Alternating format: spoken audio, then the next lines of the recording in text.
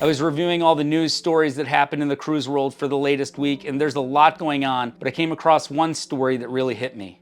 On February 14th, MSC Cruise Director Gene Young died at age 42 of an apparent suicide. Well, I hope that you understand that this is a once-in-a-lifetime experience, because this €2 billion private yacht is not anywhere close to being halfway full. You have a very unique situation, a situation that has never happened before in the history of cruising, and it can never happen again, or we're going to go out of business, people. But I hope that you will take advantage of this opportunity. Spread out, enjoy the wide open spaces, enjoy the no lines, enjoy, well, take 5, 6, 7 deck chairs, whatever you want. Take a whole room in the theater.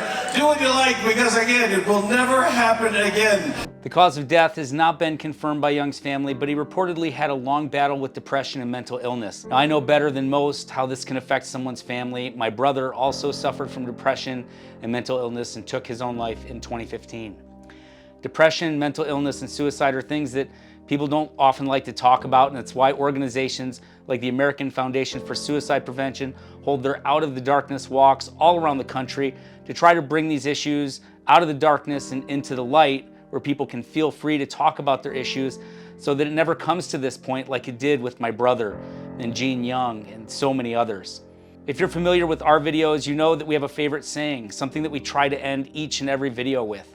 Life is short and cruising is fun.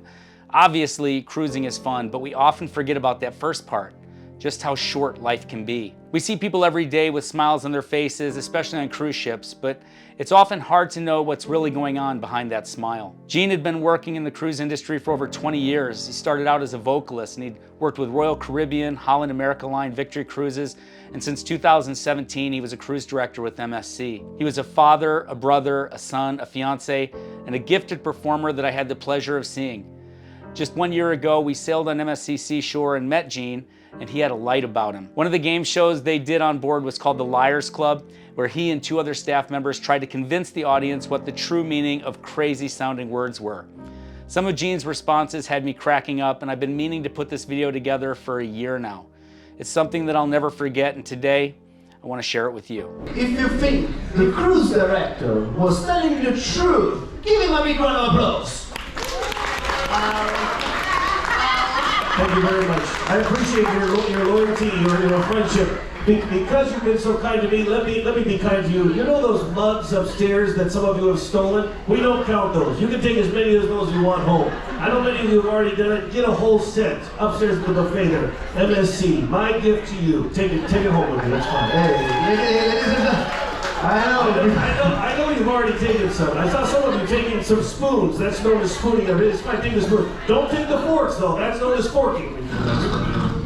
Invigoration, actually, believe it or not, a Samoan word. Believe it or not, it's a strange coincidence. Invigoration is weird. You know, it has to do with breeding pigs. Have any of you ever bred pigs before? Great. So anyway, if you breed pigs at a high altitude, now imagine this, you breed pigs at a high altitude as the Uchutai-Wireless tribe did. The Uchutai-Wireless tribe. It sounds a little better if you call it the what you're talking about Willis tribe. But anyway, they were breeding pigs at a high altitude. What happens at a high altitude? The lack of oxygen creates tats when you drop your piglets. Tats. They're runts.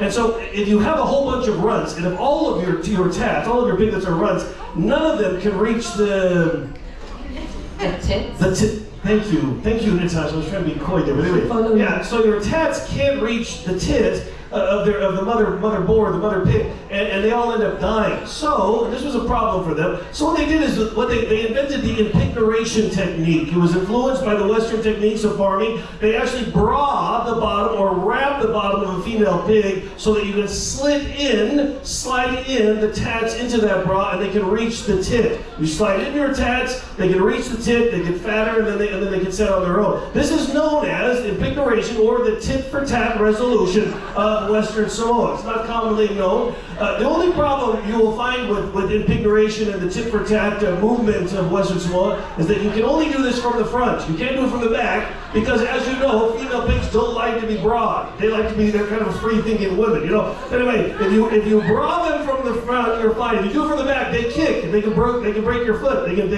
take one of your toes off. And that's known as a tit-tat-toe situation in Western Samoa. So again, Invigoration or invigorate comes from the brawing of female boar or pig so that you can slot their tats in so they get fatter and they can reach the tit on their own.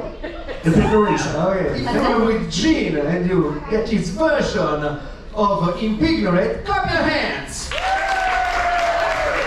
Thank you very much.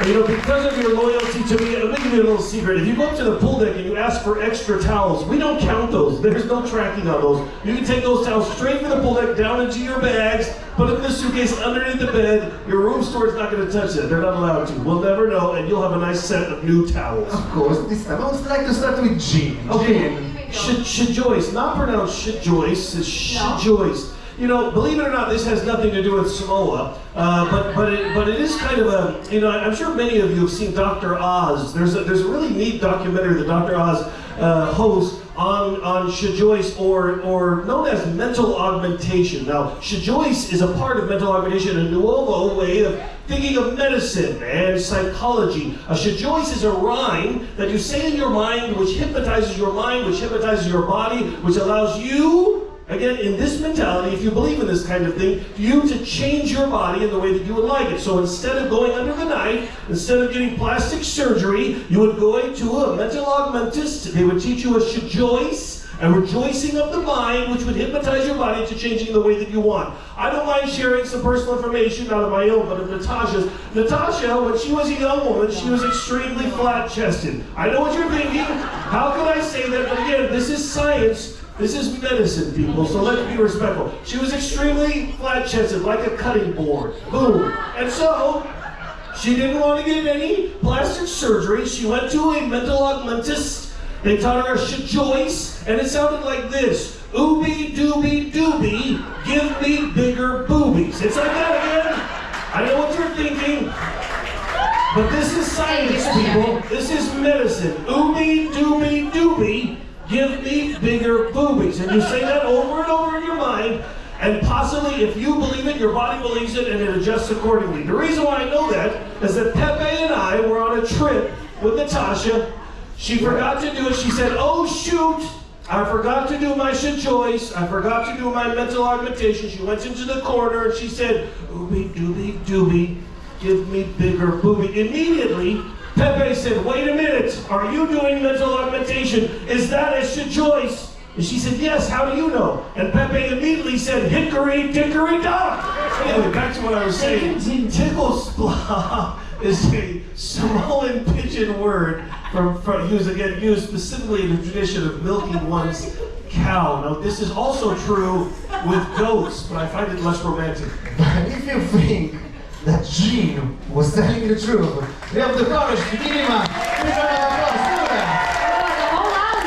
Thank you very much. Thank you very much for your loyalty. Let me tell you something. Inside your cabins, if you open up both closet doors, you'll notice that there's a bag in one of your closet doors. It has a brand new comforter and 2 pillows in there. It's perfectly sized to fit in a normal suitcase. You don't even have to unzip it. We don't check those bags. No one will know. Slip it straight in there. You've got yourself a nice little wedding gift for your, for your next wedding, or just for yourself. I kindly invite the liar who said the truth to please stand up. Astro, no.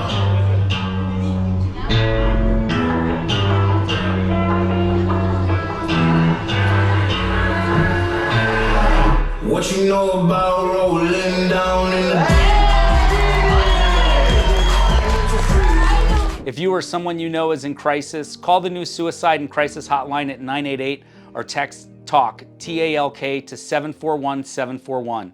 Thanks for watching. Please take care of yourself and your loved ones, and remember, life is short and cruising is fun. We'll see you next time.